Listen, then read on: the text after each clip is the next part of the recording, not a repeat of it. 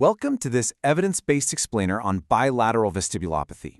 Today we're going to tackle what is arguably one of the absolute toughest cases you'll ever face in vestibular medicine. I mean, when we talk about bilateral loss, we're dealing with a really challenging scenario where both labyrinths are completely deficient. That standard adaptive signal we usually rely on for regular vestibular rehab, it's just gone, completely lost. Instead, your patients are dealing with disabling oscillopsia combined with severe, dark-induced imbalance. So in this explainer, which is part one of a four-part series built specifically for physiotherapists managing dizziness, we're going to break down exactly how to confidently diagnose this condition and really understand the functional impact that's going to drive your entire rehab plan. Let's get into it. This explainer is based directly on the comprehensive literature review titled Bilateral Vestibulopathy, Rehabilitation Strategies, Substitution, Adaptation, and Quality of Life Outcomes. This review is published by Australian Dizziness Clinics, and you can find the full document available at australiandizzinessclinics.com. To kick off our clinical investigation, we have to start with a really fundamental question. Why on earth might a patient walk perfectly fine under the bright fluorescent lights of your clinic, but then suffer disastrous, recurrent falls at home at night? It's a discrepancy that confuses so many clinicians, but honestly, it's the master key to unlocking this whole diagnosis. What we're seeing here is a brilliant illustration of a diagnostic dissociation, and you need to be actively looking out for it. You see, vision is a powerful compensator under bright light. A patient's walking in a well-lit clinic might look deceptively normal, but that profound vestibular deficit is dangerously unmasked the very second the lights go down, or when their proprioceptive input gets challenged by uneven ground. Basically, vision patches the problem when it's there, but take away the light or solid ground, and the stark reality of their bilateral hypofunction is fully exposed. That light versus dark dissociation, it isn't just a quirky little symptom, it is the absolute core of the diagnosis. Okay, here is our roadmap for today's breakdown. We're going to move from that deceptive clinical presentation right into the strict objective criteria, then the 4 etiology buckets, followed by the real-world functional impact, and finally, the baseline metrics you need to record. Let's start with Section 1, the clinical signature. The absolute defining feature of this condition is disabling oscillopsia. Now, unlike the brief, transient oscillopsia you might catch in a unilateral loss, oscillopsia in bilateral vestibulopathia is persistent. We're talking about a constant, illusory bouncing or motion of the visual world anytime their head moves. It gets worse with fatigue, it gets worse in the dark, and it severely limits independent daily activities. Think about trying to drive, read a book, or just track things on a computer screen when the whole world is bouncing. It's incredibly disabling. Because of that, you need to ask every single patient who comes in with non-specific imbalance this one golden question. Does the imbalance get worse in the dark or on uneven ground? A clear yes to this is that light versus dark clinical signature we were just talking about. It's a massive red flag that absolutely demands formal objective vestibular testing, no exceptions.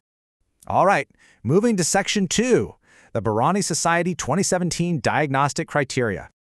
To officially confirm a definite bilateral vestibulopathy, you have to prove bilateral angular vestibulo-ocular reflex impairment. And to do that, you must hit any one of 3 strict objective thresholds. You need a video head impulse test, or VHIT, gain of less than 0.6 bilaterally. Or, if you're using caloric testing, a sum of bithermal max peak slow phase velocity of less than 6 degrees per second on each side. Or a rotational chair gain of less than 0.1. Hitting just one of these thresholds totally confirms the diagnosis. Also, VEMP testing, both cervical and ocular, can confirm otolith involvement, which is super useful for grading the severity in more advanced cases. Now, I want to highlight a really common clinical pitfall here. Keep in mind that a bilaterally pathological bedside head impulse test only classifies the patient as having probable bilateral vestibulopathy. Bedside tests usually only catch the moderate to severe cases. So you really have to reserve formal quantitative VHIT or the other modalities for an absolute definite confirmation. Don't just guess. Let's jump to Section 3, the 4 etiology buckets. The underlying causes of this condition generally fall neatly into 4 main etiology buckets. First up, we have ototoxicity, primarily from heavy-hitting drugs like gentamicin and cisplatin. Second, chronic inner ear diseases. This includes bilateral Meniere's, which actually happens in 15 to 30% of unilateral cases over time, or autoimmune inner ear disease. Third, we have the idiopathic causes, which heavily features age-related presbyvestibulopathy. And fourth, the genetic or post-meningitic causes. Let's look a bit closer at that first bucket for a second. Ototoxicity. Aminoglycoside antibiotics like gentamicin accumulate in the labyrinth and cause completely irreversible hair cell death. But here is the really critical clinical pearl. The vestibular symptoms actually lag behind the audiometric changes. Patients might report increasing imbalance in the darkness and oscillopsia weeks or even literally months after their antibiotic or chemotherapy ends. If you've got a patient on these therapies, you must document their baseline gait before they start and screen them at every single cycle, because those symptoms are sneaky. They won't always show up right away. Okay, section 4, oscillopsia and functional impact. Listen to this staggering number, 30 to 50%. That represents the annual falls risk in untreated bilateral vestibulopathy patients. That is a massive, incredibly dangerous prospective fall rate, and it's driven almost entirely by that dark-induced imbalance and the environmental hazards we've been breaking down today. And we have to take this incredibly seriously because the fracture rate from these outdoor falls is exceptionally high. Because of this, prescribing a cane for darkness or outdoor use isn't just a nice optional suggestion for these patients, it is a mandatory standard of care. I don't care if they walk perfectly down your brightly lit clinic hallway, you must prescribe a mobility aid for when those lights go down. Finally, let's wrap up with Section 5, Baseline Metrics and Falls. Combining your objective diagnostics, like the VHIT and caloric tests, with functional baseline testing is absolutely critical. You literally cannot track your patient's trajectory or figure out if your intervention is actually working without establishing these functional baselines right from the start. You must document these specific baseline scores at Session 1 for later retesting. It's a non-negotiable checklist.